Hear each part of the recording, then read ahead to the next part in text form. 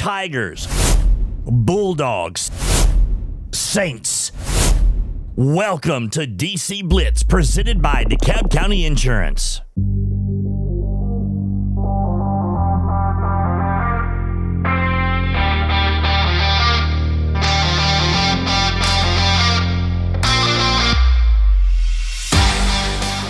Good morning. Welcome to DC Blitz, presented by DeKalb County Insurance. Kelly's already trying to run Coach off. We just got here. We've eaten cinnamon rolls. I'm ready for a nap. Casey looks flat. We're ready. Oh, am I blocking Casey? No, you're not. I don't think so. No, we've missed Casey. Casey's been out a couple, 3 weeks traveling the world, been to Mexico. I don't miss Casey today. Why's that? Casey can just drive his hind end on down to Destin, Florida, all he wants to, and sun and bake, and nope. Flick his ear. He's been to Mexico. I think, did he say he was in Indiana? Who goes to Indiana? That had to be a bank trip. And, on the way to Destin this morning, he said with 3 kids and a dog. I wonder who's taking care of the cows. That's a good question. Who's 3 kids? I don't think he was talking about LaVonda. She may be here. Oh, yeah, she so may LaVonda's taking care of the She may have been taking them and saw let me that have scenario and was vacation. like, nope. She's taking care of the cows. We'll have Casey's going to join us by phone last segment, so we'll see who's taking care of the cows. We need to know if there's cattle that's not being tended to.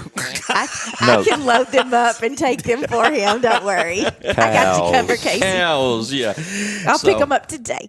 We're getting, of course, Thanksgiving this upcoming week. We won't have a show next week, by the way, so the sports schedule will slow down a bit this week, but it's been busy this past week. I think Casey said he's going to do his own show next week. We're going to have the Casey and Kelly show next week, and that's going to be a lot of fun because Casey and Kelly are going to be here, and the rest of us won't. And it will be very well edited because it'll be probably off one of our phones. No, I was going to say Daniel won't be here, so y'all just be sitting here talking. Yeah, so I said it'll be one of our phones. Yeah, exactly.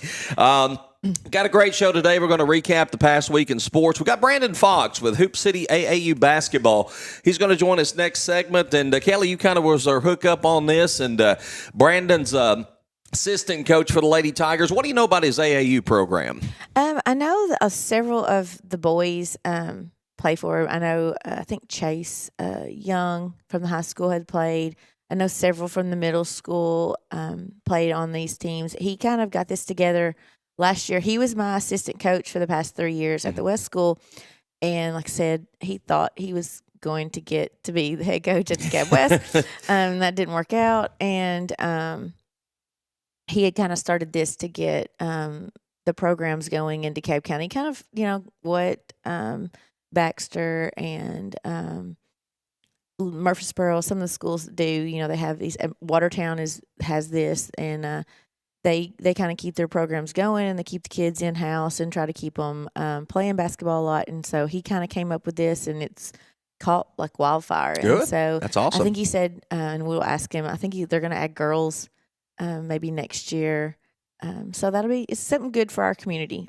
Absolutely. And they practice different places, but they try to get a lot of the kids from our community to play. All right, so 9:20, Brandon will be joining us.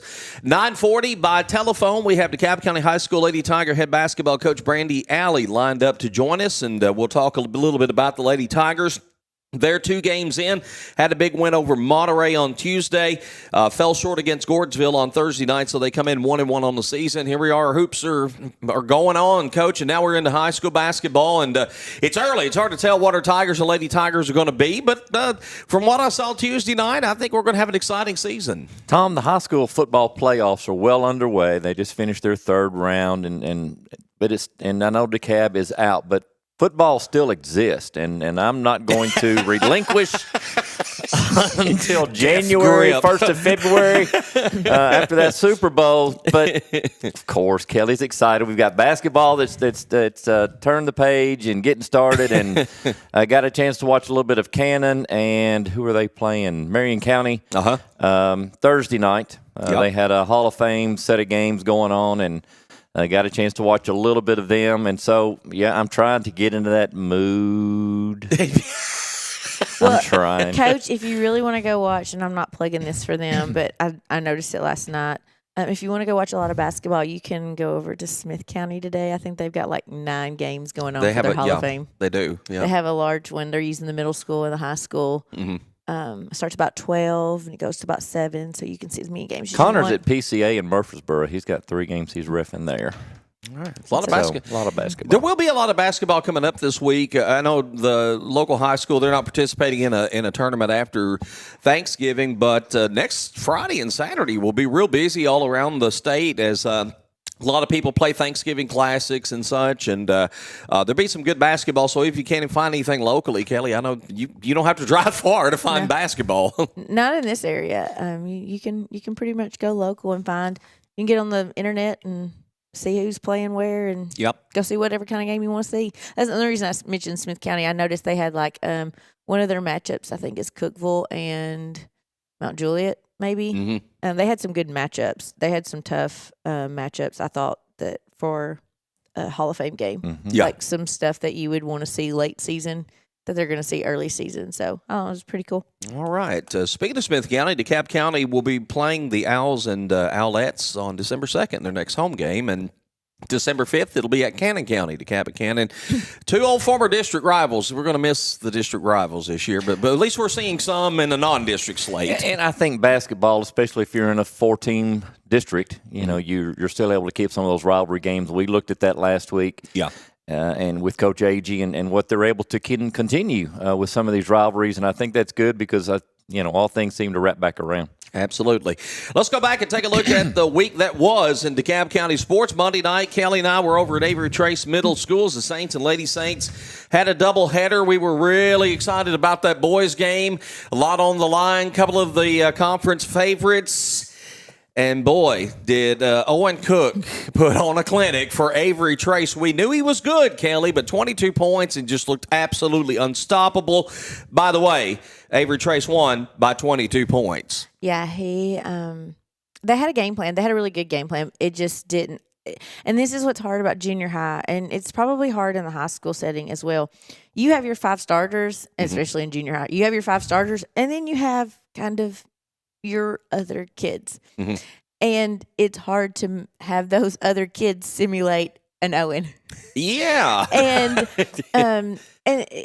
So it's hard to you have it. He had Coach Quarles and I had talked before. We talked on Saturday at the softball tournament, and I was like, "Yeah, that sounds like a really good game plan." And they tried it the first thing, and they realized they weren't fast enough to match up on the off part, and so they had to go. They had to kind of regroup, and I just think that's the hardest part about junior high. If you haven't went over it, I don't care who you are. If you haven't went over it 175 times, and you probably needed to go over it 200 times, they're going to forget, and they're just going to forget, and they're not going to be in the right spot. They're not elite college players. Yeah, they're elite players, but they're not elite college players that can just think outside, And so I think that's kind of what got them, and it got them quick. Yeah. And they just couldn't recover. And they did come back in the second half, and they were taking it in, and then they went back to that 3-point line. The dreaded 3-point line is, if you're going to live there, you're going to die there. Yeah, got it down to 8 points. It was 36-28 at one point, and you're right. They just kept stepping out on the perimeter,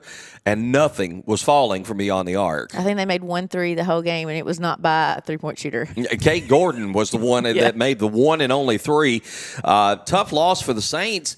They come back on Thursday, and they get a win over Stone Memorial, 46-33. And from what I've heard, I didn't see the game, but from what I've heard, they really came out flat, and they didn't play their best basketball despite the win. Then they come back and lose to Warren County on Friday. How much did that Avery Trace game affect them, do you think?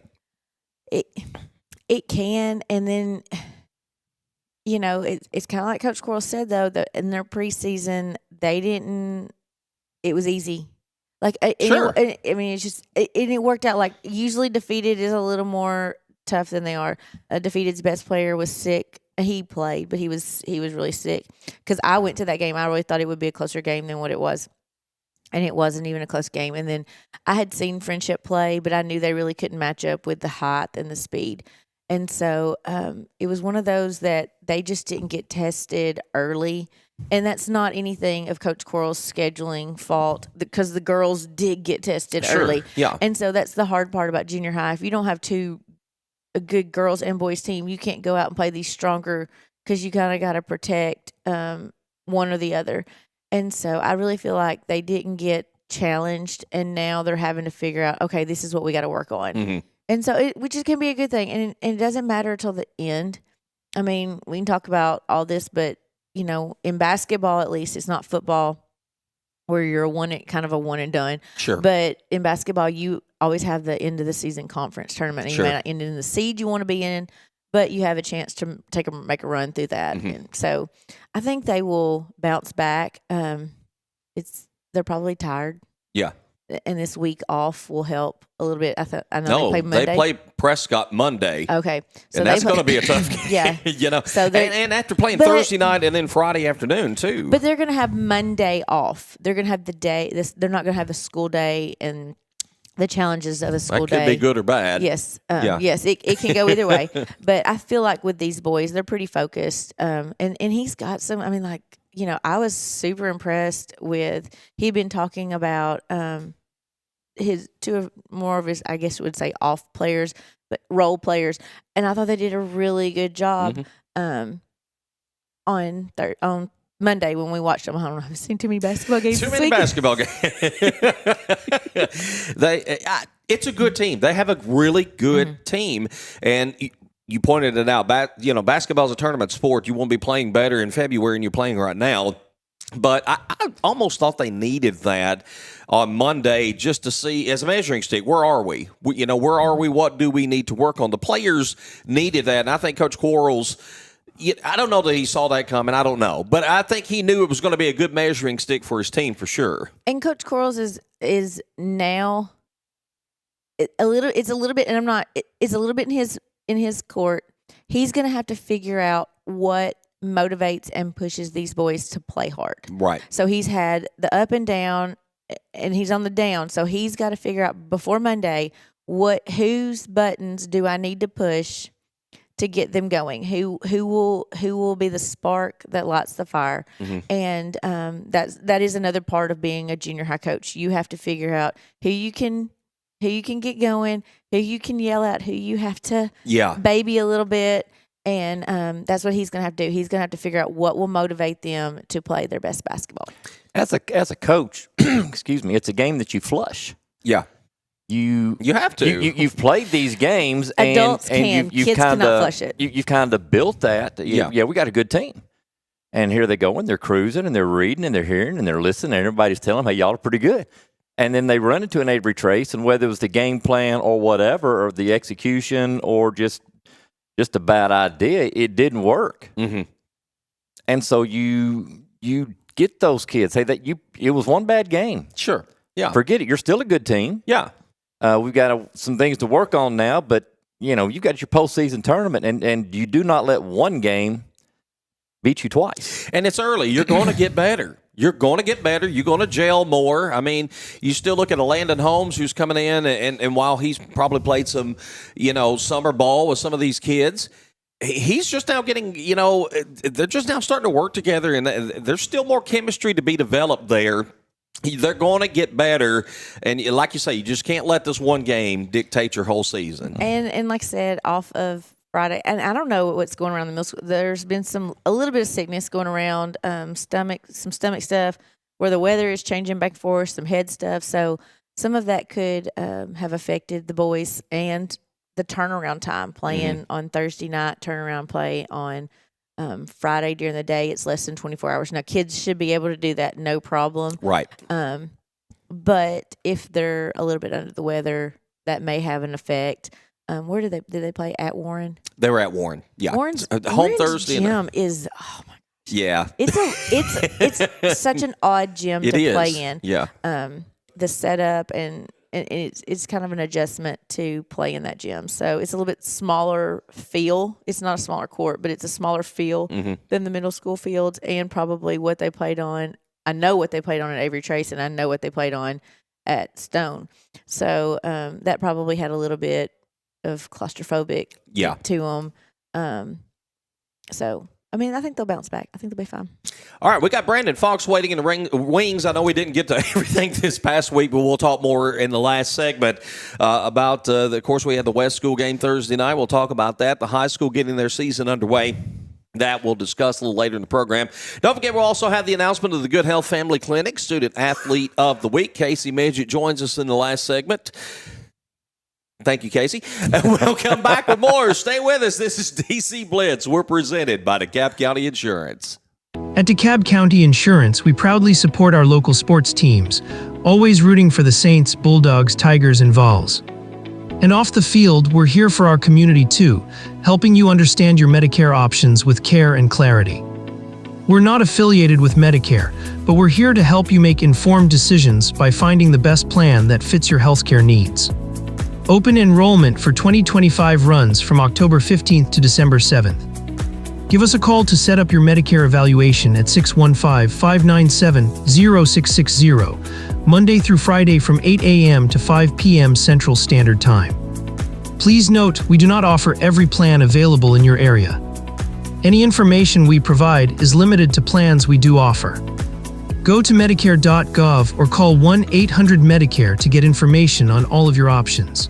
Prompt, professional, and courteous healthcare services. That's what you find when you visit Good Health Family Clinic, 414 East Broad Street in Smithville. When you're on the go, you can't afford to be sick. The staff at Good Health Family Clinic is committed to getting you back on your feet and feeling better as soon as possible. They are locally owned, so you know you're being helped by people from right here at home, who you know and trust. Good Health Family Clinic accepts most insurances and is currently accepting new patients. Call to schedule an appointment, 615-597-4432. Good Health Family Clinic. Your family's good health is our mission.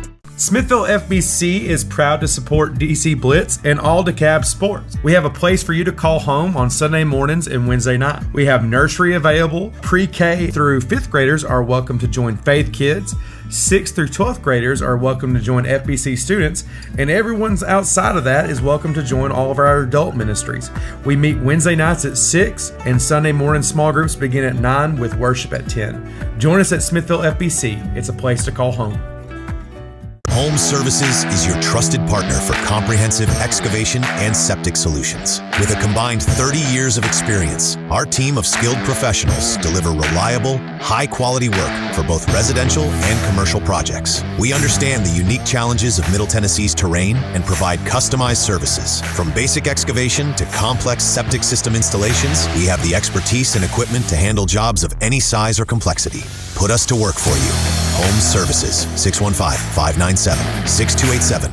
In the heart of Smithville, by the tranquil waters of Center Hill Lake, one name stands out in real estate: Lake Homes Realty and the Tony Luna Group.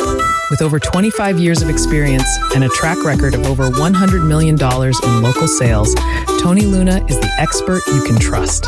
Whether you're selling your cherished home or seeking that perfect lakeside retreat, Tony's commitment ensures you'll get top dollar for your property. Call 615-210-9522 and take the first step towards your real estate success. Liberty Auto Glass and Calibrations has served the Upper Cumberland area as a premier auto glass shop since 2011. Located at 1620 South Jefferson Avenue in Cookeville, our business offers chipped glass repair, glass replacement, windshield repair, and much more. Plus, on-site service is available. We also offer free mobile installation. We look forward to assisting our customers with any and all windshield repairs. For all your auto glass needs, stop by Liberty Auto Glass and Calibrations. Phone 931-979-7339. At Love Cantrell Funeral Home, we understand that this life is a journey filled with highs and lows. Just as every game has its final whistle, so too does every life have its final moment. When that time comes, Love Cantrell Funeral Home would love the opportunity to earn your trust. We provide compassionate care and professional services to fit your family's financial needs. Love Cantrell Funeral Home has been a proud sponsor of all DeKalb County athletics for over 65 years. Love Cantrell Funeral Home, where love is not only in our name, but also in our services. Care makes for better banking. It's what turns transactions into trust and customers into neighbors. At Wellworth Bank, we see the people behind the numbers, the families building futures, the dreamers starting new journeys. We believe care should come standard because you're worth it. You always have been. Wellworth Bank. Care in common. Ranger brake offers made in the USA, assembled in the USA, and world-sourced brake lines so that they can meet all levels of market demand. That helps them maintain a good, better, and best approach to giving customers the options they need to succeed with ease. Ranger Brake has a second-to-none qualifying process which ensures each and every product is certified before it's actually sold in the USA. By providing qualified products that are tested in the USA, Ranger Brake is doing their part to keep it safe out on the roads. Ranger Brake, proud supporters of all DeKalb County athletics. Smithville Church of Christ invites you to come worship with us. Smithville Church of Christ believes that God is a relational being who exists as Father, Son, and Spirit. That human beings have a created likeness to God which makes each of us eternally valuable. That salvation is the free gift of God, received through faith and expressed through confession, repentance, and baptism. That personal transformation, a process initiated by God's grace, gathers momentum as our will is increasingly brought into alignment with God's will. Come visit Smithville Church of Christ any Sunday or Wednesday night as we study together and worship our Lord. For 20 years, Southern Landscape Supply has been serving DeKalb County and the Upper Cumberland with everything you need to keep your lawn looking its best. From grass seed and fertilizer to top quality mowers and tractors, we've got you covered. And when it comes time for maintenance, our full parts and service department is here to keep your equipment running strong. Whether you're tackling the backyard or the back 40, trust your hometown experts at Southern Landscape Supply. Southern Landscape Supply, 611 Rich Froning Way in Cookeville.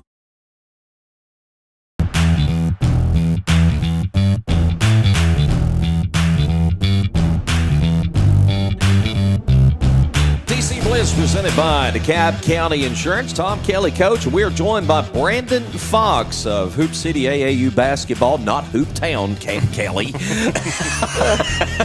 Look.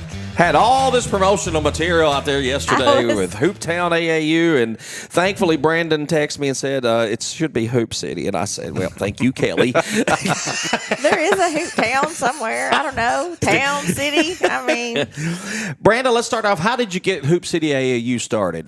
Well, originally it was going to be a fourth grade team and a seventh grade team. It was going to be I was going to coach fourth grade because my son was in fourth grade last year. Yeah. And Justin Brooks with Brantley Brooks, he was going to coach the seventh grade team. And then we started promoting, and it just pretty much blew up the first year. I mean, we had third grade through 10th grade last year. Wow. And so we brought in some great guys coaching-wise. We brought in Austin O'Neill, which he was at Webb last year, and now he's assistant at Rockville High School. Mm-hmm.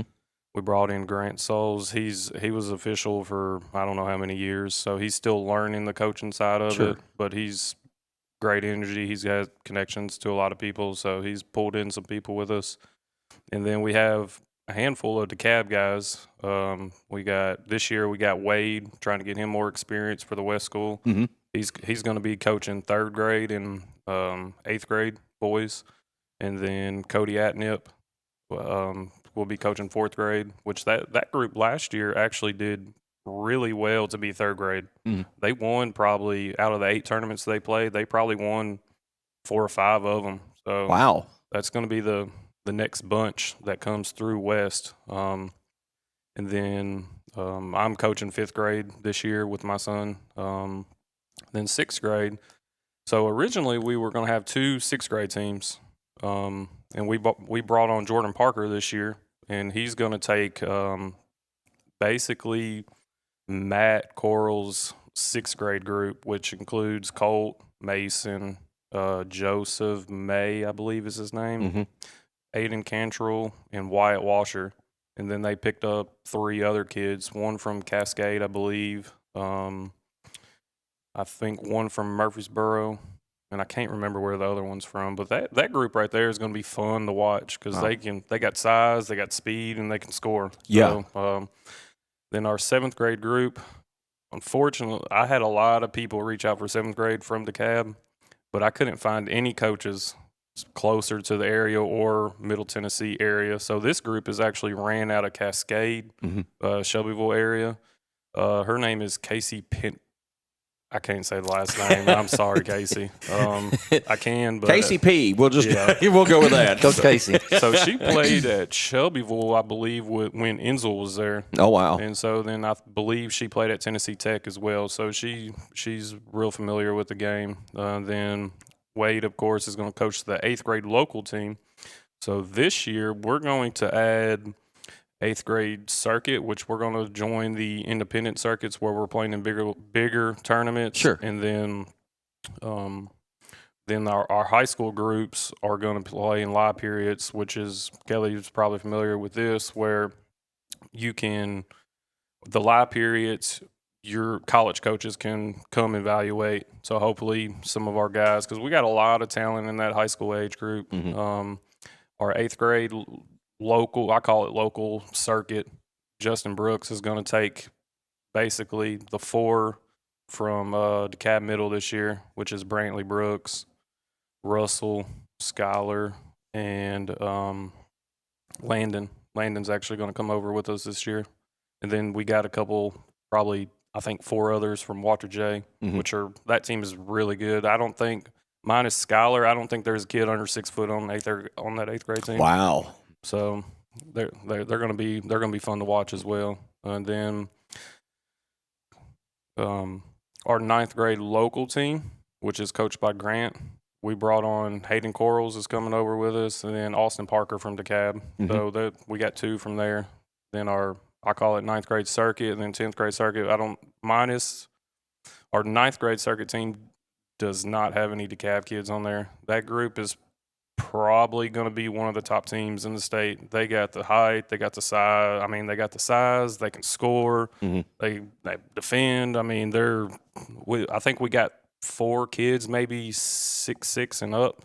So I mean, that team is going to be fun. Last year, when they were 8th graders, I think they went 31-5 or 6. Wow. I mean, they didn't lose much. Yeah. And then I'm coaching 10th grade this year, and that's just because last year was rough with the young kids. And Kelly, I mean, she knows how I am. I mean, I got to do this for sanity purposes pretty much. So that group, I picked up Elliott Barnes on that group. So, I mean, we've seen him play over the years. He could score the basketball. Oh, yeah, absolutely. So how many kids roughly do you have involved in the program? It sounds like you got a lot from 3rd all the way up to 10th grade. It's a lot. This year we had 2 separate tryouts.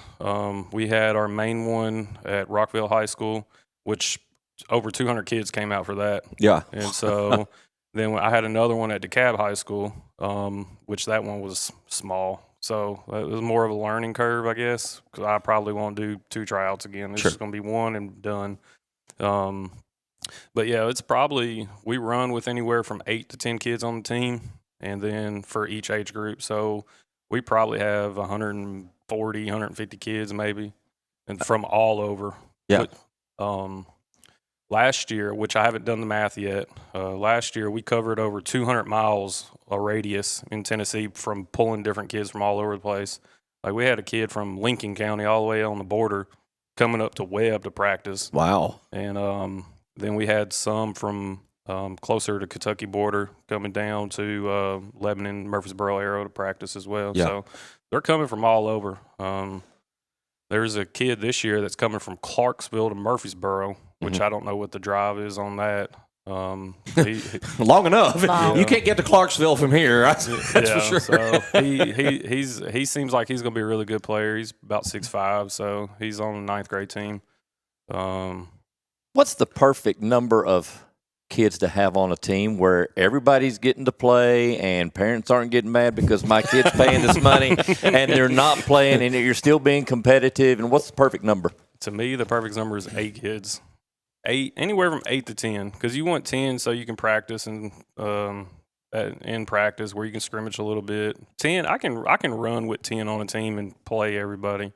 But 8, like my 10th grade team, I've said I'm running with 8 kids and that's it. That way, well, 1, they're in high school and they're getting the minutes. So the younger kids, you kind of want 10. That way you can rotate them in and out, because one day they might be sick and they're not able to come to the tournament, or they get hurt doing something crazy. So that way, there's a birthday party that they really want to go to. I'm not joking. That's exactly how it is. Am I? Yes. Yeah. So, but yeah, anywhere from 8 to 10 for me personally. Mm-hmm. So, Kelly? So your coaches, your circuit coaches, who did you go out and get for the high school circuit coach? So I'm coaching the 10th grade group, and then Austin O'Neill, which is from Rockville. He was the group that had the 8th grade team last year, which they were fun to watch. He's coaching 9th grade this year, and then Justin Brooks is he's going part-time pretty much. So those are the coaches. Kelly's asking because her eyes lit up when you said 7th grade didn't have a coach around here, and she misses it. She talks about it so much about not being in the game anymore. Wait a minute. Can I coach from FaceTime? Because I will be at a softball. We won't get cinnamon rolls anymore. She goes back to coaching. Forget that. You know, I actually called her. I said, He Kelly, did. I was like, I need no. a 7th grade coach. If you want to, I know you're missing it. If you want to come on, let's do it. So. And that click just went like that. But Good.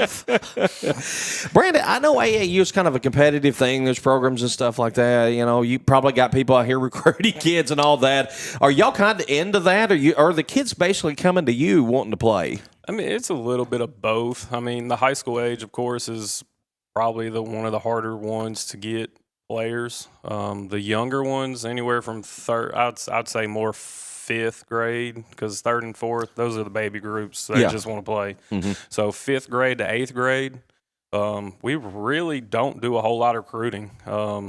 They see we constantly promote on Facebook, Instagram. Then Carter Benson, which is I call him the media guy. Carter's amazing, man, with the work he does. He did a lot of our videos over the past summer, and it's really helped our program just grow even more. Yeah. So I got to give it to Carter. Carter's done an amazing job for us, and of course we're going to bring him back this year, and hopefully we can grow even more. So. Yeah, I know Maddox's baseball. They hired a video photographer to do some stuff, to do some promo stuff. And I told Carter, I was like, you need to get in with them. I was like, because, I mean, he's good. He's so good. And I'll give Carter, look him up on Facebook. He'll come out and shoot your kid. And he did a wonderful job, like with the baseball team last year. It's the first time I'd had any dealings with him. And he does great work. Does amazing job. Top notch. And I've seen him at several of the middle school games. I know he's been doing some stuff for Brantley.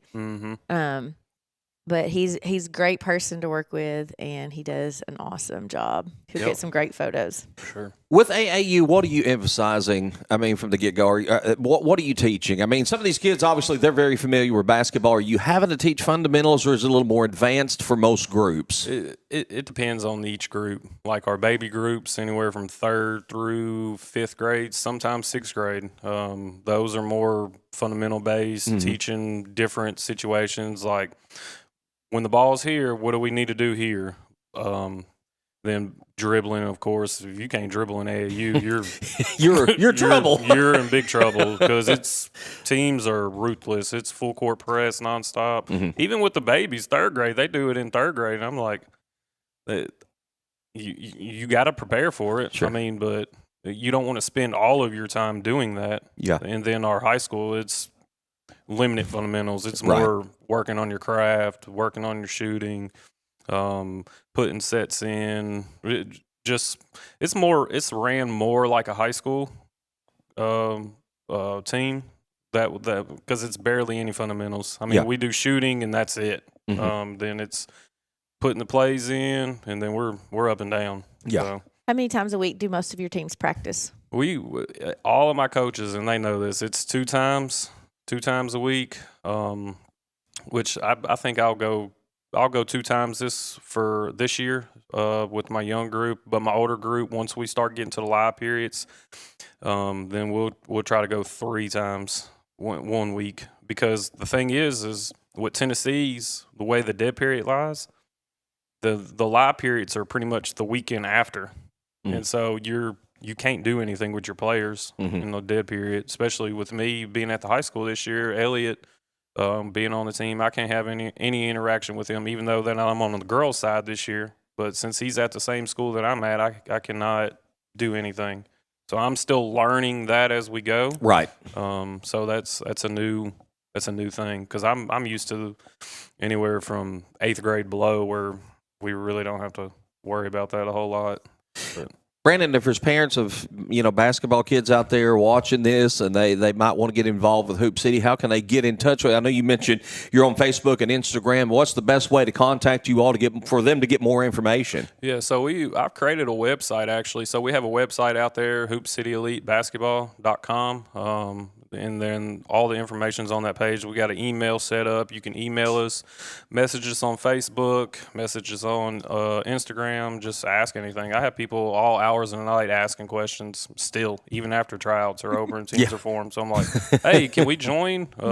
Maybe you should have came to tryouts 2 weeks ago. That would have helped, wouldn't it? But, yeah, any of those platforms. And I run all of the platforms. Austin O'Neill, he has access to the email now because from my wife.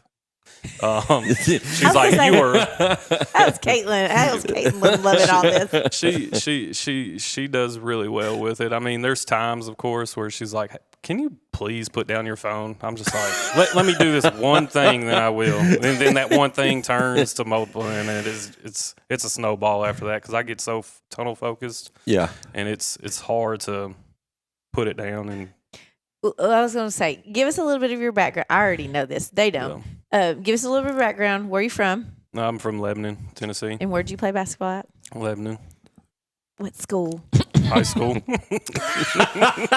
No, you went to Walter. Who was your coaches at Walter? Didn't you play at Walter J? I played at Walter J. Yeah, I played with Tim Chappell. I think he's living in Watertown. Actually, I love Tim. Tim was probably one of my best coaches.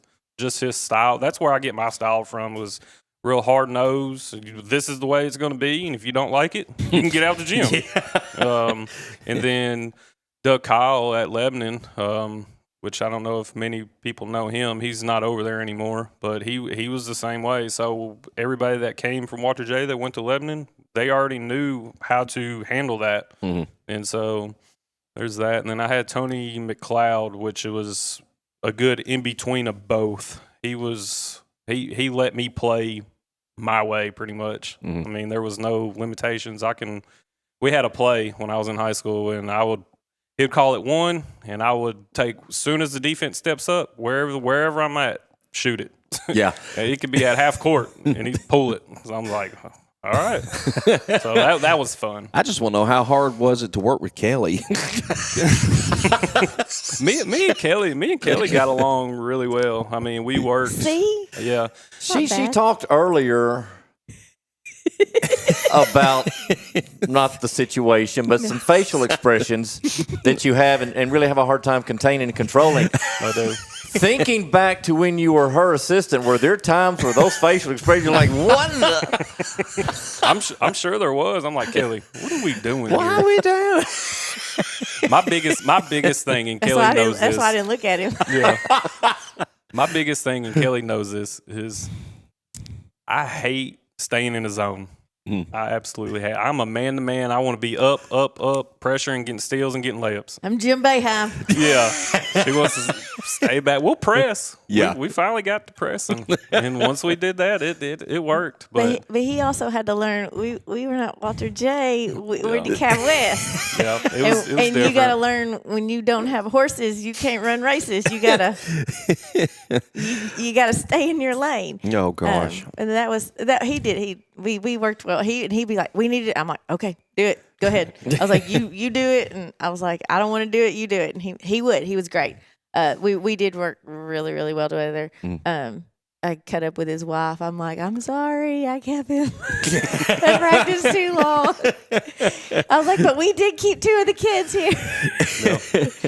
Well, Brandon, we appreciate you stopping in to share with us today about Hoop City. And by the way, folks, check out that website again, hoopcityelite.com. And if you've got kids that may be interested in playing some AAU basketball, and you're looking for a good basketball home for them, this guy right here can work with you. And I know some of the names you mentioned, you've got a great staff working with you, so I know you're doing things the right way for sure. Oh, yeah.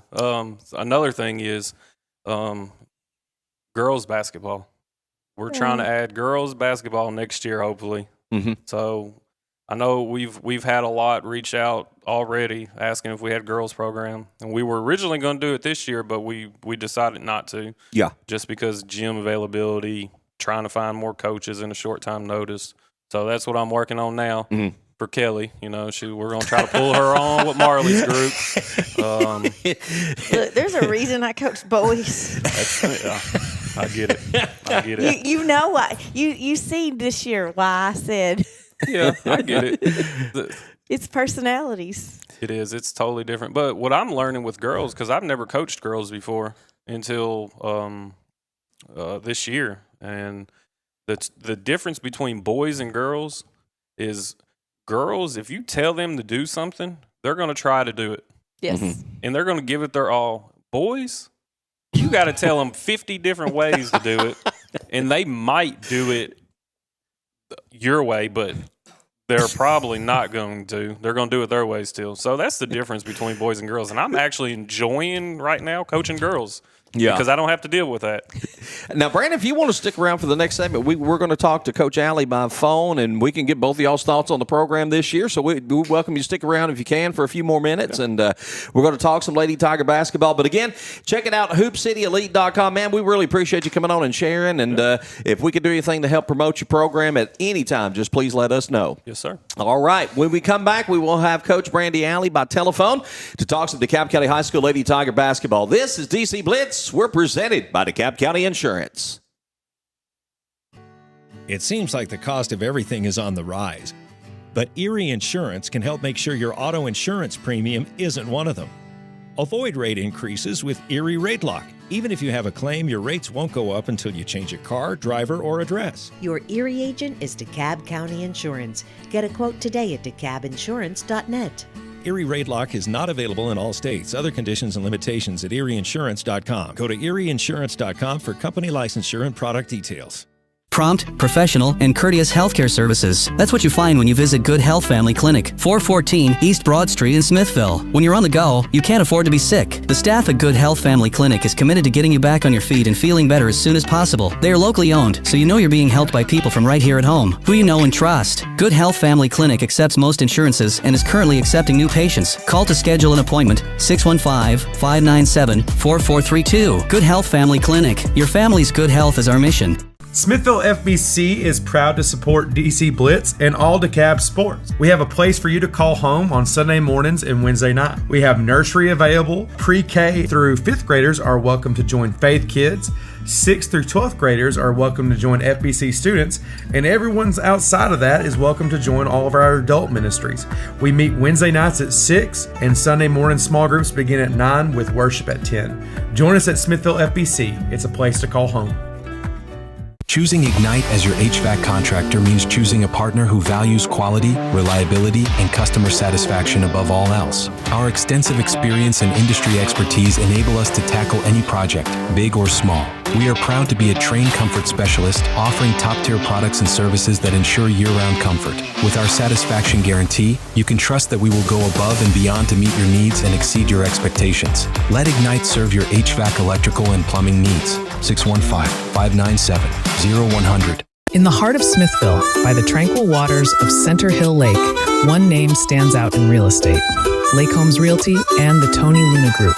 With over 25 years of experience and a track record of over $100 million in local sales, Tony Luna is the expert you can trust.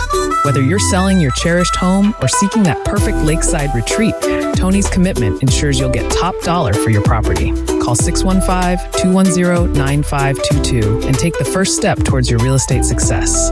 Liberty Auto Glass and Calibrations has served the Upper Cumberland area as a premier auto glass shop since 2011. Located at 1620 South Jefferson Avenue in Cookville, our business offers chipped glass repair, glass replacement, windshield repair, and much more. Plus, on-site service is available. We also offer free mobile installation. We look forward to assisting our customers with any and all windshield repairs. For all your auto glass needs, stop by Liberty Auto Glass and Calibrations. Phone 931-979-7 888-867-7339. Just like the excitement of the big game, life is filled with unforgettable moments. At Love Cantrell Funeral Home, we understand that when the final moment comes, you want to honor those moments with dignity and care. Whether you're celebrating a life well lived or finding solace in a time of grief, our compassionate staff is here to provide the support you need. Love Cantrell Funeral Home is a proud sponsor of DeKalb County Athletics through 3 generations. At Love Cantrell Funeral Home, love is not only in our name, but also in our services.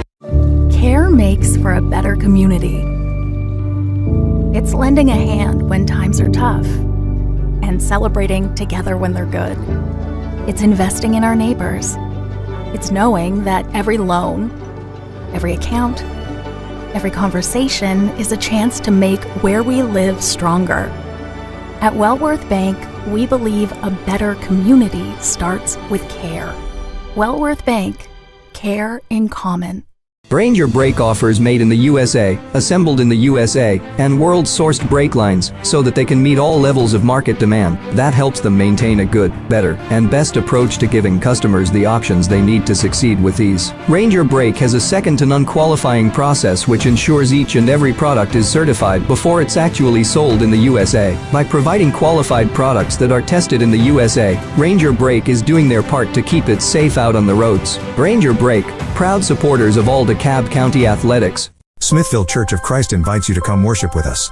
Smithville Church of Christ believes that God is a relational being who exists as Father, Son, and Spirit. That human beings have a created likeness to God which makes each of us eternally valuable. That salvation is the free gift of God, received through faith and expressed through confession, repentance, and baptism. That personal transformation, a process initiated by God's grace, gathers momentum as our will is increasingly brought into alignment with God's will. Come visit Smithville Church of Christ any Sunday or Wednesday night as we study together and worship our Lord. Bad Boy tractors are born from the legendary Bad Boy mowers from 20 to 35 horsepower. Subcompact to midsize, Bad Boy combines power, performance, comfort, and as always, builds strength to deliver the workhorse dependability you need to get the job done and done right. Homeowner, landscaper, or rancher, there's a Bad Boy tractor for you to work with an attitude. Find your big boy tractor at Southern Landscape Supply, 611 Rich Froning Way in Cookeville. Visit them online at thesouthernlandscapesupply.com.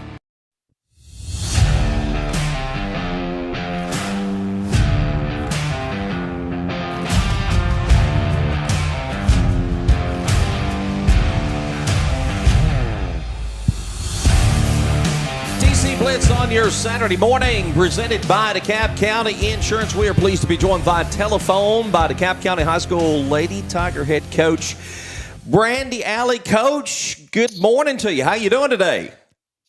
Doing great. How are you guys? Oh, we are fantastic. Appreciate you taking time out. Now, I just want to know something. You got an 8-week-old baby. You've not been married very long. You're coaching basketball. Where in the world do you find time to do all this stuff? Oh, I have a great support system around me or I would be crashing right now. You definitely have a lot on your plate. Coach, I know we're just getting the basketball season started. 2 games under your belt. You got a good win over Monterey. Tough night at Gordonsville. What are some of the things that stood out about your team so far through 2 games? I think this team's going to bring great energy. They're playing well together. They're getting after it. We did have a tough night about Gordonsville, but we came back the next day and had a great practice. So hopefully they recover well. The game against Monterey, you mentioned the energy. That's the first thing that struck me. This team really came out with a whole lot of energy. You get a great night from Chloe Van Vranken. What are some of the things you've been preaching? Has that been something that you've been talking about during the offseason, going out and playing with more intensity? Absolutely. We've been talking about meeting intensity expectations, relying on each other, and constantly just striving to be better and better. From a leadership standpoint, last year you had Avery Agee, a young lady been with the basketball program several years. She's graduated, and now you've got Van Vranken, who's a senior, Melton, who's a senior. Are your seniors stepping up in the leadership roles, or is it somebody else on this team that's kind of stepped up in that role? What I think is great about this group is my seniors have excelled with leadership, but I've got different styles of leadership showing through all grades. So some of my juniors have stepped up. Yeah. Like Brooke Fusen and Lily Young, they have decided that they're going to take over energy and effort too. So And then Jordan Agee's putting in the work trying to lead as a point guard. I mean, we've got every angle of them. When one goes down kind of mentally, the other one's trying to push them up in practice. So hopefully that continues to develop and deepen. Some of those players you've mentioned, going even down through your sophomore class, they played a lot of basketball, Coach, and they played a lot of basketball together. How much does that really help chemistry-wise because they've had so much time on the court together? I think every time they can play more and more, they're just going to get more understanding each other. Yeah. And so that's just going to make it where they can know something's going to happen versus, well, it could be this or that. Coach, I know that this is your third year? Fourth year. Fourth year, sorry. Yep. Hey, when you start having kids, it all starts running together. For me, I don't even know how many years I've been teaching half the time. But with it being your fourth season, what have you learned? Have they finally bought into your style of play? Or are you constantly having to change the style of play according to what players you have? I mean, to an extent, you always change to what team you have. But this group has really bought into the way I want everything to go. Effort is the main thing I've posed, like constantly like, hey, what can we do to give more effort? And I think this group has definitely bought into that and enjoying the fast-paced style of the game right now. Since it is your first time on our show, can you give us a little background? Like, where did you play high school ball? Did you play in college? Kind of who was your mentor as far as coaching? I played high school my freshman year at Wilson Central, my sophomore year at Mount Juliet, and I graduated from Riverdale. From Riverdale, I went on to Faulkner University and played 4 years there. I've had a lot of great coaches that I've been assistant under, but my biggest mentor has definitely been my dad, who I coached with. That's awesome. I've learned a lot from my dad as well. He was coach here for, I don't know. Forever, yeah. A long time. He taught for 40 years, and I think he pretty much coached the whole time. I believe he did. But that's awesome. Who was your favorite coach to play for out of those three high school coaches or your college coach? Oh, that's tough. There's a lot of great things out of all of them. I will say funnest, probably Corey Barrett. We got a great team together, and there was always something going on, and we got an opportunity to go to Hawaii to play. So that opportunity he put in front of us was just an amazing experience. I want to know, you go to Hawaii to play basketball. Are you distracted by Hawaii? Because I totally would not be focused on basketball. I'll tell you what, the group I had, we were very good at whatever's going on outside the court stops when the court happens. Right. So we were killing each other on that court, and then would be right beside each other at a Bible study like 5 seconds later. So it was just a great group that we were like, let's go swim with sea turtles and then go play a basketball game. Absolutely. Chris? Coach, your fourth year, what has been the biggest area of growth from day one to now? I think the buy-in.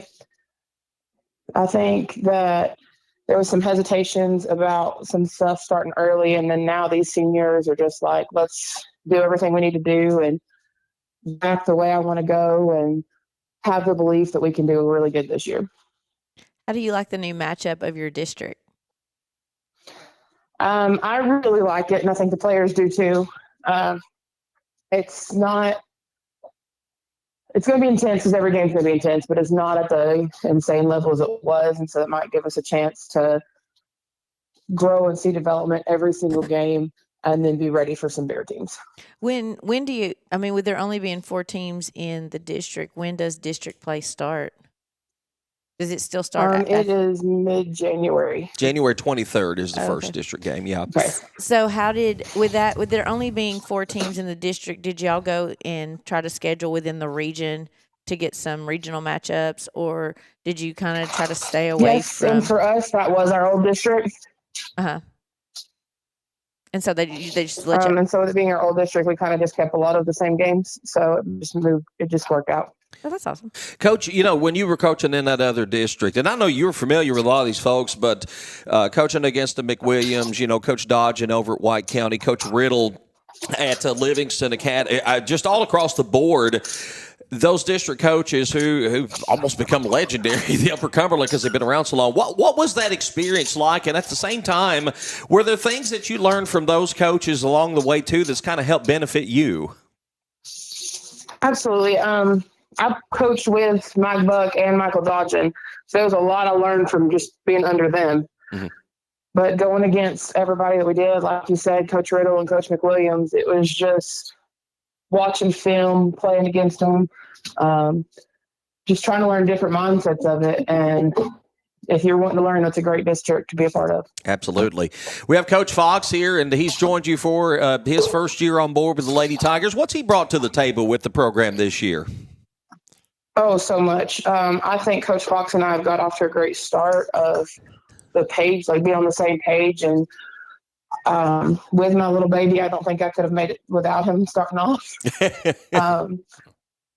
Brings great energy to us and great insight, and I'm just excited to see what we can do together. Okay, Coach Fox, who yells more at practice, you or Coach Alley?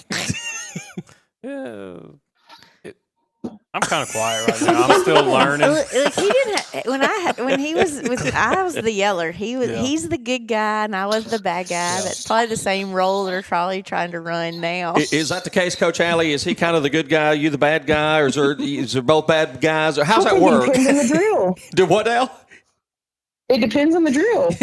Okay. Yeah, yesterday I had them fired up. We were in there basically killing each other. So especially after we didn't really play bad, but the energy, and I'm real big on energy and culture, and that against Gordonsville, it was lower than it was against Monterey. So we came in to set the tone, and it was go time from the start. Yeah. So it was a fun practice. Girls enjoyed it. They worked really hard. So. Coach, are you kind of a big picture person where you look at the team and say, we can accomplish this year, or do you just like to go one game at a time, get better one game at a time, or is there a little bit of both to that? There's definitely a little bit of both. You can look at a group and say, here's what my expectations are, but me and Coach Fox talk all the time, what is the next game step that we need to take? Mm-hmm. So I'm going to go mom question on you. Are you... You had a daughter, correct? Yes. Are you bringing her to the games? As much as I can. Is she? So my husband's going to be there with her. I'm really excited about that. And she's at her home games. We're going to try to bring her to all the home games. Now the away games are a little bit too much travel. The test of a good coach's kid is they can sleep through most of the game. She did already. So see, you've got a good coach's kid already. My mom talked about I used to could just sleep the whole game, and she said, and you'll find by the time she gets a little bit older, somebody will take her at the first of the game, and then you'll get her back when it's time to leave. I saw right now. There's a few people want to hold her at the game. Right now, my husband and my dad are fighting over who's getting to hold her the longest. I was going to say Tuesday night, your husband had her. I saw, and players are coming over there, and they were all just having a big time and everything. So yeah, she's a cutie too. Everybody's going to fight over her. It's a fun culture to grow up as the coach's kid because you have all these older siblings that and the more you get to be around them, the more. But I can remember some kids, that were just like older siblings to me. So she'll have the same opportunity. Coach, we'll wrap up with this. Yeah, so my dad started off coaching boys, and so there's a lot of them that are still around that I talk to a lot. And I remember being a little girl running around a gym, so hopefully I get to give the same experience to her. Coach, we'll wrap up with this. You got a couple of big games coming up at the first of the week. You'll play Monday night, Tuesday night, before having a few days off for Thanksgiving, and a pair of road games. You'll be over in Sparta on Monday against White County. Tuesday, it's at Boyd Christian. What do you know about those teams, and what do you expect from them? And probably more so than that, what do you want to see more of from your team? To expect from White County is going to be the effort for sure, and they're going to be the culture White County's always had. They're going to be a battle, and then Boyd, we played this summer. It was a really close game, and there was a lot of tension in that game, so I'm sure it's going to be high intensity for that one as well. Biggest thing for us is just, one, how are we going to bounce back from a rough game? Mm-hmm. And how are we going to compete with these teams that we've either beat before or haven't? We've not beat White County in a while, so just what our reaction's going to be. Do you feel this is a pretty resilient group that's going to bounce back, be focused, and, put this game behind them, what happened on Thursday night, and be ready to go Monday? Absolutely. I feel like this group is ready to go, and they walked out of the game realizing that they have some growth to do and showed up to practice Friday ready to go. Speaking of growth, do you have a young player or two that you're grooming right now that you expect to get more minutes or meaningful minutes as the season goes along? With the group we've got, we're trying to get everybody on the team on the court. So our 3 freshmen are even coming in and getting some minutes, and hopefully those minutes can grow. But I think everybody right now has the potential to give us key minutes. Coach, we want to thank you for taking a few minutes of your time, your busy schedule, to be with us this morning, and looking forward to a great season. Good luck Monday, Tuesday, and, of course, throughout the year. Happy Thanksgiving to you and your family, and we'll talk to you hopefully again soon. Thank you. Have a great Thanksgiving. Thank you. Coach Brandy Alley has been our guest, the head coach of the DeKalb County High School Lady Tiger basketball team. When we come back, we're going to try to see if we can get Casey Midget on the phone. We've been missing Casey a little bit. He didn't get cinnamon rolls this morning either, by the way. We'll have that. We'll preview the week ahead and talk more about DeKalb West School and DeKalb County High Schools. They got their season, of course, underway this week. All that and the announcement of the Good Health Family Clinic Student Athlete of the Week. It's coming up right here on DC Blitz, presented by DeKalb County Insurance. At DeKalb County Insurance, we proudly support our local sports teams, always rooting for the Saints, Bulldogs, Tigers, and Vols. And off the field, we're here for our community too, helping you understand your Medicare options with care and clarity. We're not affiliated with Medicare, but we're here to help you make informed decisions by finding the best plan that fits your healthcare needs. Open enrollment for 2025 runs from October 15th to December 7th. Give us a call to set up your Medicare evaluation at 615-597-0660, Monday through Friday from 8 a.m. to 5 p.m. Central Standard Time. Please note, we do not offer every plan available in your area. Any information we provide is limited to plans we do offer. Go to Medicare.gov or call 1-800-MEDICARE to get information on all of your options. Prompt, professional, and courteous healthcare services. That's what you find when you visit Good Health Family Clinic, 414 East Broad Street in Smithville. When you're on the go, you can't afford to be sick. The staff at Good Health Family Clinic is committed to getting you back on your feet and feeling better as soon as possible. They are locally owned, so you know you're being helped by people from right here at home, who you know and trust. Good Health Family Clinic accepts most insurances and is currently accepting new patients. Call to schedule an appointment, 615-597-4432. Good Health Family Clinic. Your family's good health is our mission. Smithville FBC is proud to support DC Blitz and all DeKalb Sports. We have a place for you to call home on Sunday mornings and Wednesday night. We have nursery available. Pre-K through 5th graders are welcome to join Faith Kids. 6th through 12th graders are welcome to join FBC students, and everyone's outside of that is welcome to join all of our adult ministries. We meet Wednesday nights at 6, and Sunday morning small groups begin at 9 with worship at 10. Join us at Smithville FBC. It's a place to call home. Home Surveillance is your trusted partner in video surveillance equipment. Our team understands the critical importance of safeguarding your family and securing your business assets. We offer comprehensive solutions tailored to your specific needs, ensuring peace of mind through advanced technology and expert installation. As a locally owned and operated business, we take pride in our community and strive to build lasting relationships with our customers. Let Home Surveillance help you protect the things most important to you. Give us a call at 615-597-6287. In the heart of Smithville, by the tranquil waters of Center Hill Lake, one name stands out in real estate: Lake Homes Realty and the Tony Luna Group. With over 25 years of experience and a track record of over $100 million in local sales, Tony Luna is the expert you can trust. Whether you're selling your cherished home or seeking that perfect lakeside retreat, Tony's commitment ensures you'll get top dollar for your property. Call 615-210-9522 and take the first step towards your real estate success. Liberty Auto Glass and Calibrations has served the Upper Cumberland area as a premier auto glass shop since 2011. Located at 1620 South Jefferson Avenue in Cookeville, our business offers chipped glass repair, glass replacement, windshield repair, and much more. Plus, on-site service is available. We also offer free mobile installation. We look forward to assisting our customers with any and all windshield repairs. For all your auto glass needs, stop by Liberty Auto Glass and Calibrations. Phone 931-979-7339.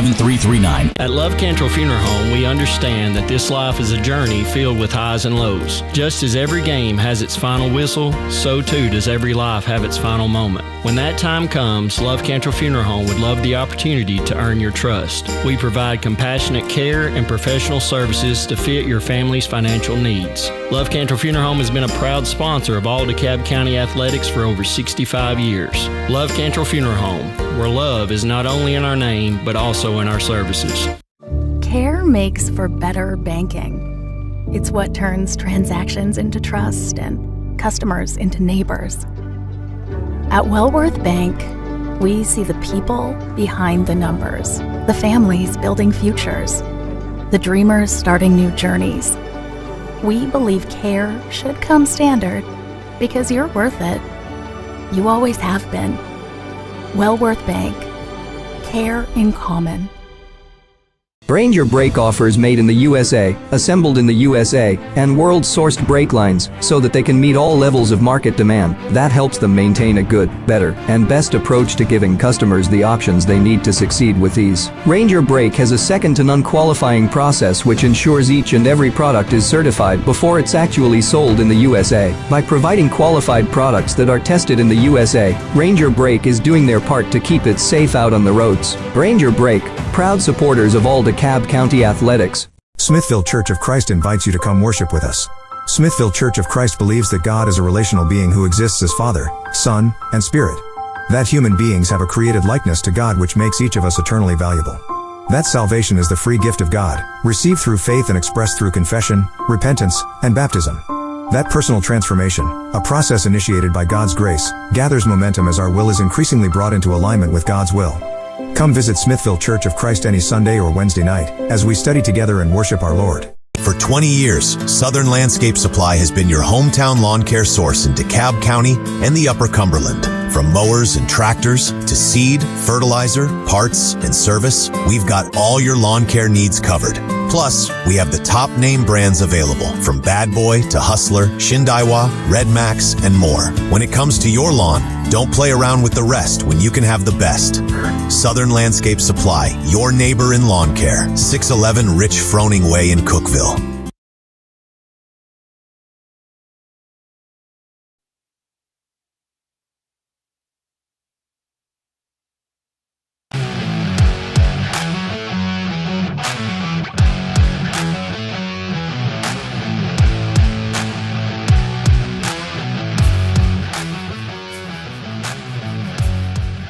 Back for the last segment on DC Blitz, presented by DeKalb County Insurance. We are joined in chair by Cardboard Casey. We are joined by telephone with the real Casey Midget, who, believe it or not, is in Birmingham, Alabama, wearing UT attire. Good morning, Casey. Of course. Well, hello. Are you in the car or are you out of the car walking around? I am out of the car. We were eating breakfast. And so I had to, it's pretty tough being in Alabama because you have to hold your breath the whole time. Uh-huh. And so I really, I had to come out and get some air. Now, if you see a little red dot go on you, it is hunting season. So start zagging and weaving. The zigzag pattern. I'm like those terrorists. I just surround myself with kids and dare somebody to shoot me. What's worse, Casey, going to Alabama or going to Macon County? Probably still Macon County. I can't help but think of family vacation where they're going to Wally World or whatever, and they got their dog chained in the back of the station wagon just bouncing on the road. Now, Casey does have a dog with him. He informed us earlier, so don't do that, Casey. Hey, man, I tell you, all we're missing is the dead body on top of the roof right now. Hey, You're in Alabama. You probably can find one. Is Lavonda there's with all you? kinds down here. Is Lavonda with you? She is. She's kind of had to fend for herself this morning. I'm going to pray for her. We have to give her breaks. Her and Ellie. Ellie has to get out and walk, and Lavonda has to go with her. Well, you said that you had 3 kids and a dog with you. You left Lavonda out, so we thought she might have stayed home. To watch the cows. I never count Lavonda. Yeah, we were concerned about the cows. Who's watching the Do cows? you need me to go take care of them, Casey? We don't have cows right now. We were waiting on the government to open back up to go buy some. Okay. What happened to the other? I don't want to know what happened to the other cows. They got sold. I don't know what happened. They're probably off in Texas somewhere by now. Well, Casey, have you been keeping track of any local sports while you've been traveling the world? Well, of course I have. That's all I watch. Well, give us your thoughts on whatever. What you've seen, what you kept up with, what's your early basketball season thoughts? Well, I'll tell you, the middle school boys are the real deal this year. They have a team that can, when they play good, play as a team, they can go compete with anybody. That game against Avery Trace the other night, you can't read a whole lot into that. It's early in the season. They got a kid that's probably the top 2 or 3 best kids in the state in the middle school division. And you just ain't going to see that a whole lot. Now, they're going to have to face them probably in the playoffs again.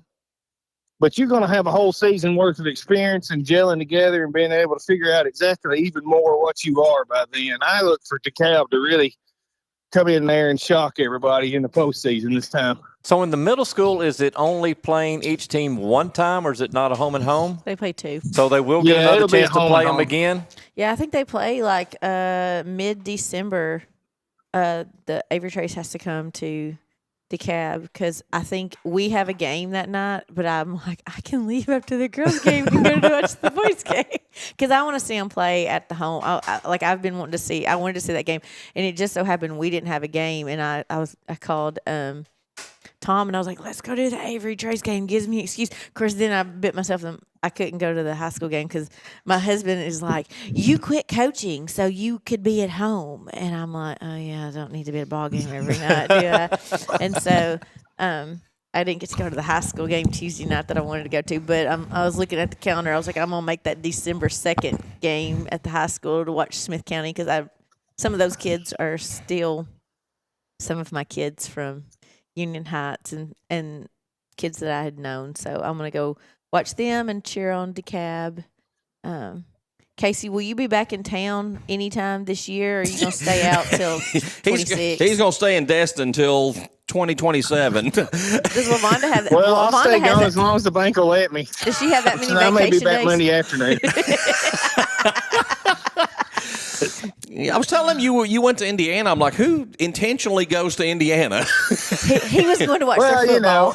Most of the time I just go places so that I can check members in that go to church with me on Facebook. Right. Just so that they get questioned about everything when they go by. Oh, my. Casey should be back with us in a couple of weeks when we of course, we'll be out next week for Thanksgiving. Wait, are you going to be home for Thanksgiving at least? We're coming back Wednesday night. I was going to stay down here the whole week, but Luke's home and he likes to eat, so he was afraid he would miss out on Thanksgiving dinner. The microwave works just fine. Yeah, I think he's getting tired of that microwave. I bet. Cracker Barrel has a great Thanksgiving Day lunch. That's where my parents go. Now, Casey, you would appreciate this, so I'm going to do this now, and that's why I had to step away. I forgot about something.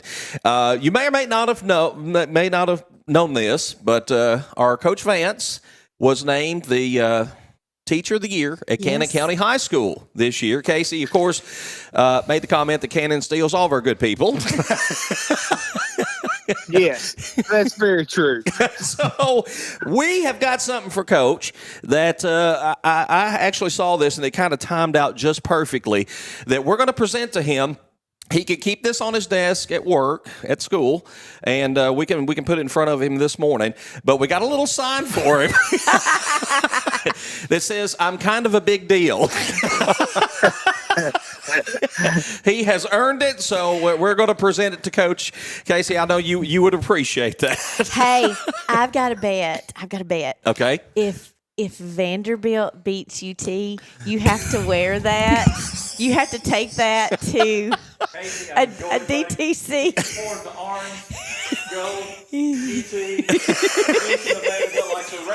Look, no, we're betting. Look. I'm gone. I'm out of here. Okay, so you're missing all this fun here. I told him, he Well, said, it sounds like it's a lot of fun. There's no way I'd take that bet if I was coach. So. No, I would not either. If Vandy wins, you have to take that to your next DTC broadcast. I think you should anyway. And have it sitting right in front of you when they go to do a view of you. Wear it. Give me a little chain. I'll get you a you chain. Go. There you go. Casey, who you like? Thank Tennessee, you. Tennessee, Florida. Tennessee, Florida tonight. Oh man, you know, here's the thing: if Tennessee goes 1-9 and the one is Florida, I'm fine. But it doesn't matter. Here's the prediction. It always happens this way. Either it's gonna be a nail biter at the very end where we have some dramatic thing we have to do to come back and win, or we're just gonna be down by 35 at the end of the first half. Well, it's never the other way around. It never happens that way.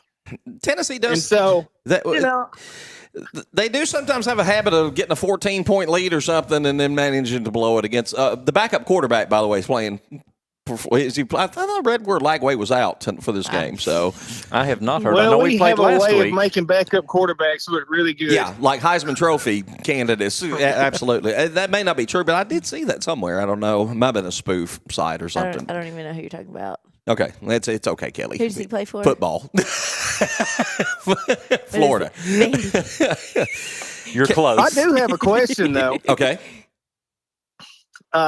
Coach, have you accepted the high school football coaching job yet? Yeah, you're all the time trying to get me to coach. You need to apply. Here you go. Here's your. Nor have I applied. Casey. Now we're going to steal back somebody. Hey, Casey, I might apply. Do you think they can run a 2-3 zone? Yeah, I think so. Casey, I'm going to tell you the main reason that Coach will not take the head coaching position at DeKalb. White House is on the schedule next year. Oh, well. I don't blame him for that. That does it. That ruled him out from the get-go when he saw the schedule. That's it. That would do it. Hey, I'm still willing to raise a posse to go up to White House anytime somebody wants to. Casey, have fun on the road. Enjoy Destin as much as you can. Try not to work too hard. Happy Thanksgiving, buddy, and we'll see you back here in a couple of weeks. Well, just pray that my food budget doesn't run out before I get there. It's looking pretty shady so far. You should have stuffed one of them cows in the back of the car. Yeah, I may need to. Tell Lavonda we love her and we're praying for her. Absolutely. Absolutely. Casey, we'll talk to you soon. See ya. See ya. Casey Midget joining us for a few moments here on DC Blitz. Had to have a little fun with Casey. And, of course, give Coach his award. I'm proud of Coach. Thank you. That's really kind and thoughtful. It came out of I've been doing this so long. I mean, you think as a first-year teacher, you start seeing these awards go around, you think, man, that's something I'd like to do at least once. Well, I was fortunate enough at DeKalb to have that once. And then you get beyond that time where you think about it, and you're thinking about when can I retire, and then you come out of retirement, and you think, I'm just, I'm doing my job. So still be above ground. all those positives. But it really caught me off guard. There's a lot of really good teachers over there at Cannon County High School, and I'm just blessed. Well, and thank you so much. That was so kind. We all know how good a job you are, or you do as a teacher. I've heard it from many people over the years. It's well deserved. He was my English teacher. It was when he first started. Yeah. When he first started, he was my English teacher. Well, here, really because good. I'd already spent 6 years teaching before I got here. Right. So he's a really good English teacher. Yeah. I can remember some of the things we still had to do in English, and Thank you. And then I had him for senior year, and it also almost cost me my scholarship. Oh, wow. It was a crazy alternative. They thought we'll do this for those that we're not sure are going to college or whatever. It's called applied communications. Was that the class? Yes.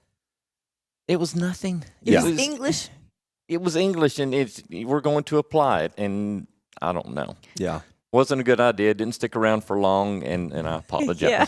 Well, we're proud. The NCAA did not accept that class as an English class. We're definitely proud of you, happy for you. And do they have like a Teacher of the Year sort of ceremony, or is that just each school picks their Teacher of the Year? They being the central office and our admin at the school came by, barged in my second period class on Monday, and they had me some flowers that I promptly on the way out cut the balloon off and took them home to Cheryl.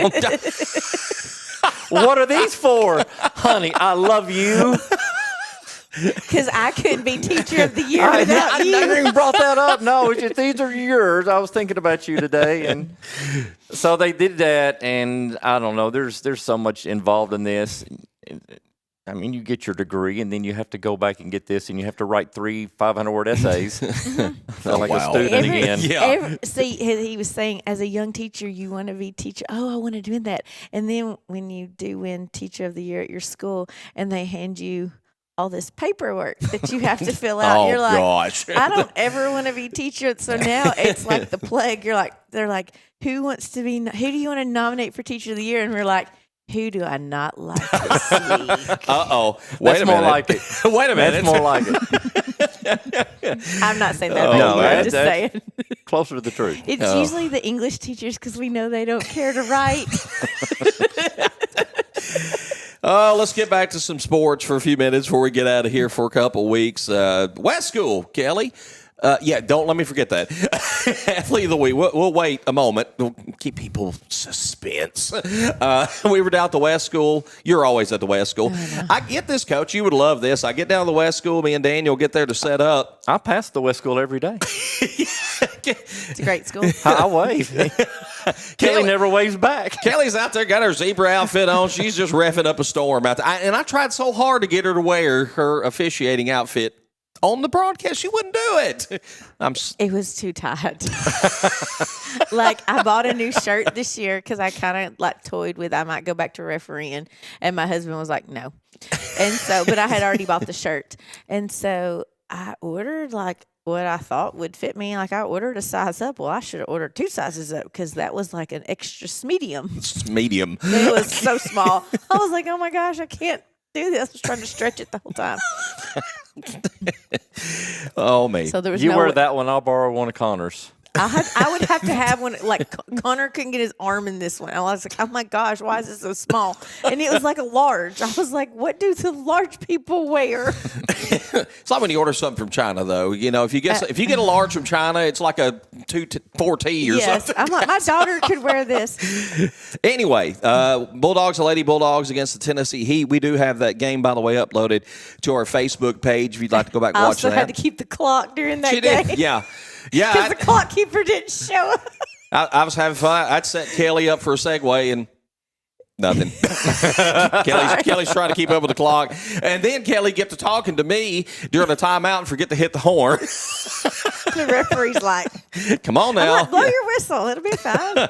But tough time for the Lady Bulldogs. And, Coach, you missed this, but the Tennessee Heat girls come out there, and, they had about 3 girls, about 6'1", 6'2", looked like on the court. Wow. And our poor little Lady Bulldogs, they're average about, 5'2", 3", something like that. So I think I'm taller than all of them. Yeah, it was from a size standpoint, it was a huge mismatch, and the Lady Heat, I still want to call them the Lady Heat, the 135-11, but I'm going to go back and just still isolate that third period when I thought that little 6th grade bunch mostly got out there, and man, they were scrapping and fighting, and they're about ready to knock the trees down from the 4s. They had a heck of a quarter. They are, and we were talking about this in the you'll see it in there. We only have 1 8th grader, and I think we have 3 7th graders. So then you go to, I think there's like 6 or 8 sixth graders, and then there's 5 or 6 fifth graders. So but it goes, and you can attest to this being in Cannon County because you kind of know some of the smaller schools. There's not that many girls in the 7th and 8th grade. Like, it's just a year that it's very boy heavy. The boys team has all of the players because they had 9 8th graders, and I think they have about 8 7th graders on the team. So all of the athlete kids are sitting, they're boys, they're girls. There's just not any to choose from. And so it's going to be tough for the girls. But I think by their 8th grade year, if they'll get in there and learn some more skills and plays, they got to get their plays down, and defense. So I think they'll be good because they're scrappy. I mean, they're tough, and they're not afraid of anybody, and they're not afraid of size, but they've got to hone some skills. Yeah, they got some kids that can shoot, and they, again, like you say, they're not afraid, and they play like it. I was just really impressed with that young bunch. Bulldogs, they lose 41-33. A good Heat team. I don't think anybody really knew what to expect, it being a homeschool team with them coming in, but they had a young man named Cash Elledge. It ends up with 15 points in that basketball game, and seemed like every time West would get on some kind of run. In fact, speaking of the third quarter, he and Aiden Garza, or Edgar as Kelly calls him, they kind of got into a shooting war there a little bit. I think Aiden had 5 or 6 points, and then Elledge came back, had like 8 or 9 points. But Elledge ends up with 15. Garza, though, he was our player of the game, 18 points in the ball game. He had a good night. He is such a good kid, and his defense creates his offense. Yeah. And he is a worker. I attribute a lot of that to Coach Fox. Coach Fox took a gamble on him in 6th grade, wanted him, and he poured a lot of time into him and helped him to develop into the player that he is. And I think he's one of the kids that plays. He played for Hoop City. Yeah. Let me get right. And so it did him a lot of good. And he's just a great kid. Absolutely. And foul trouble for Lucas Noakes in that game. He ended up with only 3 points, but he played most of the game in some foul trouble. And that hurt them in the post because they got out-rebounded, I believe, most of the night. And they weren't able to press because he is usually the press. And that's the thing about junior high. When you usually have your 5 kids, you might have 6. But when one goes out, it usually changes the dynamic of your defense. And when you lose a key player like Lucas to foul trouble, it does hurt. And it hurt on the inside, and it hurt rebounding. It hurt being able to press, all those little things. So, but Lucas has really come along. He's come a long, long way because last year was his first year playing. And so he is such a great kid, and he has worked really hard. And I'm so proud of him. Let's shift gears over to the Tigers. We talked Lady Tigers, of course, with Coach Alley, but the Tigers got a big win over Monterey, blew them out, really, 70-33. Logan Duke with 12 points. I want to think like 13 Tigers got on the scoreboard. Coach Agee, we talked to him last week, and he was talking about having that lineup where you got the 5 starters, and then you bring 5 in off the bench. I think he brought 4 in to start with, leaving John Hendricks out there. But, man, they played with such intensity all night. And, Coach, he was talking about that, but till you see it, you really can't appreciate it. They got up and down the court all night. I think that's going to be a team, if they play like that night in and night out, they're going to wear some teams down. You used to see this all the time when you'd go to play days and scrimmages and things, and you'd see a 5-5, and even AAU. A lot of those teams do that same thing. We're going to play these 5. We're going to play those 5. We're going to alternate. We're going to keep it even, keep everybody happy. I think Caldwell's doing that at UT. Yeah, and I think that's a system that people, hey, this is the new eye candy. This looks great, and it's really attractive because they've had some success with it. And so they try. I think another thing that it's going to do, and we talked about this off the air last week, it's so many young kids that they have. The sophomore group that's good, the freshman group that's good. Yep. And you've got to try to find and give those guys minutes to where they're going to continue. Not that they wouldn't, but that you have to encourage them by getting them on the floor so that they'll continue to work hard and continue to grow off the floor. Well, and I don't think they did. I mean, I think they play some JV games. Used to, DeKalb, Coach Bond kept a freshman team.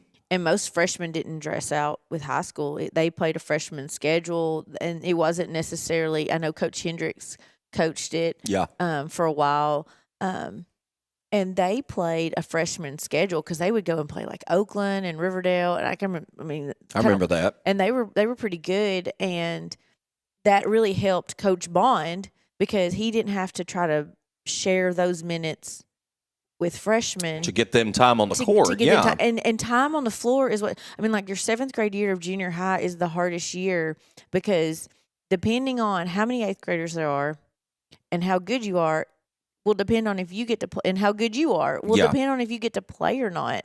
And if you're not getting any playing time, then you're going into your 8th grade year and you've pretty much set. And you got to play your whole 6th grade year, but then you didn't get to play any of your 7th grade year. And that time on the floor is so important.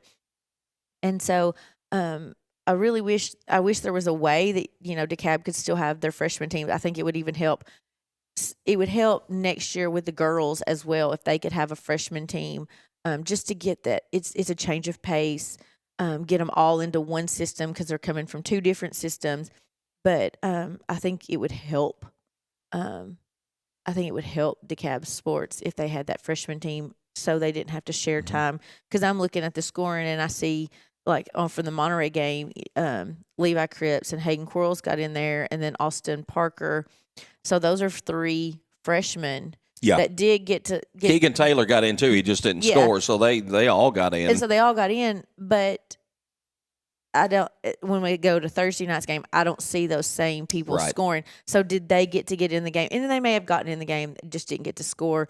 But it's hard for those freshmen to develop any on the time floor skills in that high school level without on the and you can't spare because he's got juniors, sophomores and juniors that need floor time as well. Exactly. Yeah. So he's got a big sophomore class. He's got a good bunch and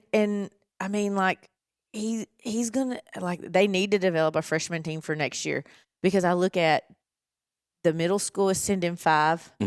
There's potentially at least 2 or 3 to come from the West School. Well, there's 8 kids, 7 to 8 kids right there, and you just can't leave them on the bench for a whole year.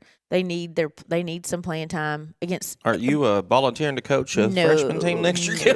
We got her up for 7th grade AAU. Yeah. Okay, that's perfectly fine. I will coach everything if I don't have to go to school and teach all day.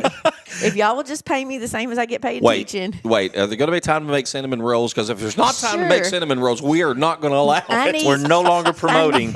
I need time to do laundry and wash dishes so I can make said cinnamon rolls. All right. Well, laundry doesn't affect us, but I guess, it kind of does because if you don't have anything to wear, you can't make cinnamon rolls to bring to the show. So, but 2 good wins for the Tigers. A comeback 63-34 over Gordonsville Thursday. Elliott Barnes steps up with a big night, 21 points. Logan Duke with 14. Logan off to a good start to the season, averaging 13 points in 2 games. Porter Hancock, one of those sophomores, 5 points in the game. Drew Cook, Chase Young, each with 4. And again, a lot of Tigers got in. A lot of Tigers got a chance to play and score in that game against Gordonsville. Light schedule this week. We'll have it posted tomorrow morning, but it'll be the Tigers and Lady Tigers at White County on Monday. And then they'll turn around and play at Boyd Christian on Tuesday. Middle school basketball Monday against Prescott. So that's it. And then everybody's off to the following week. So no games for the West School. They've got, you said Beta Club, I guess, has a trip. They're going, Beta Convention, which there's several middle school. I guess they'll probably either come back or they just won't go. But yeah, they have their state convention or whatever at the Opryland Hotel. So Beta leaves out Sunday and they're gone till like Tuesday. So West School, the boys I know aren't even practicing because the whole team is on the Beta Club. Hey, that's good. Oh no, but it's she's like, I can't even practice. I only got 3 kids not in Beta Club. Well, practice what you got. Use those 3 kids. Practice, I guess. Let's do the Good Health Family Clinic Student Athlete of the Week. We got 3 great nominees this week. Landon Holmes with the Middle School Saints basketball program. Landon was nominated after scoring 13 points on 6 of 10 shooting from the floor with 3 rebounds, 8 assists, 5 steals, and a block shot. That's a stat sheet there. And a 48-22 win at Cannon County. Landon for the season we don't take season stats into consideration, but just taking a look, this was prior to Avery Trace, but 9.5 points, 3.5 rebounds, a team best 6.2 assists per game, and 3.5 steals through their first 5 games. And again, one of our nominees, Landon Holmes of the DeKalb Middle School Saints. Lucas Noakes of the DeKalb West Bulldog basketball team. Lucas was 7 points, 8 rebounds, an assist, and 2 steals as the Bulldogs beat Mount Juliet Christian 48-21. Then came back during a Friday afternoon matinee after playing on Thursday night. Lucas comes back on Friday at Smith County, a career-high 15 points. He had 15 rebounds, a double-double there in that basketball game. And the Bulldogs, with what might have been their best win of the season, that was really impressive on the road in front of the Smith County student body, 42-29. Then we had Sydney Rigsby of the DeKalb Middle School Lady Saints basketball team, who scored a career-high 10 points as the Lady Saints opened conference play with a 26-21 win at Cannon County. And Sydney's outpoint, as I mentioned, her best of the season, and that led the Lady Saints as they snapped a 3-game losing streak. One thing I want to mention, Sydney Rigsby lost her grandmother. I think everybody knows or knew Bonnie Rigsby. If you didn't know Bonnie Rigsby, I don't know where you've been hiding out all these years. Such a wonderful lady, dear to all of us, and the family, the Rigsby family, Don, her husband, Kevin, Kyle, and Allison, the kids, all the grandkids. And I was so impressed this week. And I know this award, we talk about it being a student athlete award, and we list a lot of athletic accomplishments. But this week, you know what? DeKalb County said, we love the Rigsby family. Mm-hmm. And by just an overwhelming margin, Sydney Rigsby is our Good Health Family Clinic Student Athlete of the Week, and I think that it speaks volumes about how much we love each other in DeKalb County. And on a week where we're going into Thanksgiving, we fight, we argue, and we disagree on politics and sports teams and whatever we can disagree on, but at the end of the day, we love each other here, and that's one thing you got to love about a small community.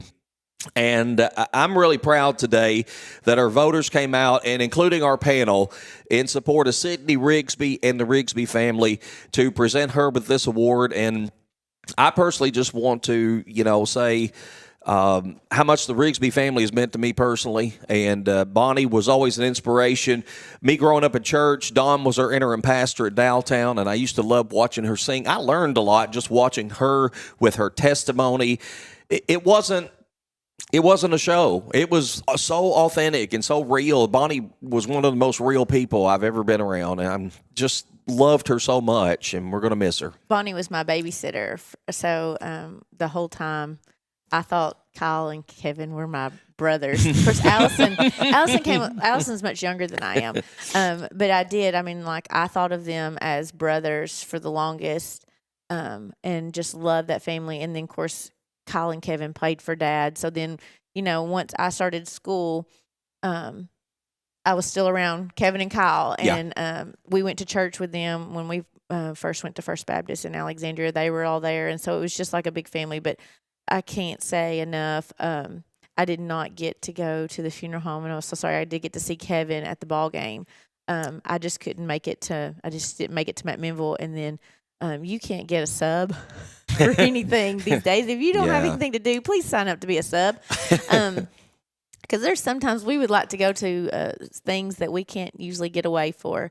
But just love that family. Yeah. And she would have been at the ball game had she been able to. So, and I know she was wanting to go to church the Sunday. They ended up having to take her to the hospital. So, just great lady. I can't say enough about her and her family, and the testimony that she has left. Yeah. And everybody. That testimony will never die. Mm-hmm. It will be there and passed down, and just such an inspiration to so many people. Yes, she is. And I don't know.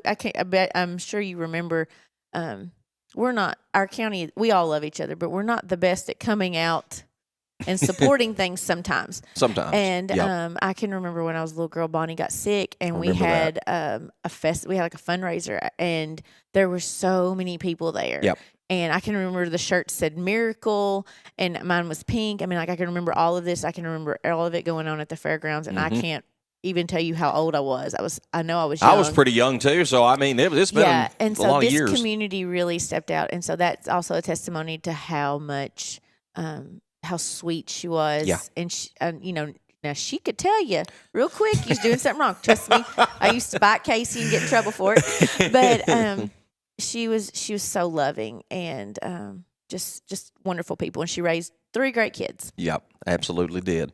So congratulations to Sydney. Let's put a wrap today, Coach. You got anything to shut us down today? Ooh, I don't know. Swamp time. Swamp time. Yeah, swamp time. 6:30. Is it at Florida? Yes. It is. It's a night game. It's if Tennessee plays normal. I mean, just up to their ability. They don't have to overachieve or anything. They just, if they go down there and play like they're capable, they come away with a W. And if they don't, they can get blown out. I am going to watch the game. You are? Who's twisted your arm? Some friends invited us over for a little get together, and they're like, "We're going to watch the game," and I was like, "Okay, we'll watch the game." In other words, Kelly will be at the get together. Kelly probably will not be watching the game. I said, "Who's playing?" I thought they were playing Vanderbilt. I was planning my outfit. No, that's next week, and I'm absolutely terrified. Now, a memory popped up on Facebook a week or so ago, and it was when Payne Denman signed golf scholarship to Florida. Mm-hmm. I don't think it's been removed. There's a picture of me wearing a Florida cap somewhere. Wait a minute. I don't help that surface, but yeah, there's one of those out there somewhere. We'll have to look for that. There's no doubt. We'll have to look for that. Kelly, anything sweet? I hope everybody has a great Thanksgiving. Enjoy your time with your family. Yes, absolutely. Spend time with your family. Be thankful. I've always said Thanksgiving is my favorite holiday. I love the real meaning of Christmas, but Christmas has been commercialized so much that it's just taking some of the joy out of it for me. You just can't commercialize turkey, can you? How many turkey songs are there? Hey, you know what you can do Thanksgiving, you can do Christmas. Now, wait a minute. And if you need a turkey for Thanksgiving, I think baseball has a few extras. Just call me, message me on Facebook. I can get my son up to 25 turkeys. I might be talking to you after this. Turkey songs. No, turkey songs. I take Christmas songs and put turkey. Turkey bells, turkey bell rock. I'm dreaming of a white meat turkey. You can do it. Just got to be creative. But yeah, other than that, I don't know. Yeah, but if you need a smoked turkey, baseball has smoked turkeys for $35. You can still get one. All you have to do is warm it up. Coach Leslie's looking at me like, I don't know if we got that many extras, but hey, Tag can go get some more turkey. There you go, Coach Webb. Oh, me. Everybody have a happy and blessed Thanksgiving. Thank you for tuning in to DC Blitz. We'll come back in a couple of weeks. Casey will be back with us, and more madness to come, so we'll look forward to being back here in a couple of weeks. For our producer, Daniel Leslie, I want to thank our guests today, Coach Brandy Alley, Coach Brandon Fox. For Coach and Kelly, I'm Tom Duggan saying so long this week for DC Blitz, presented by DeKalb County Insurance.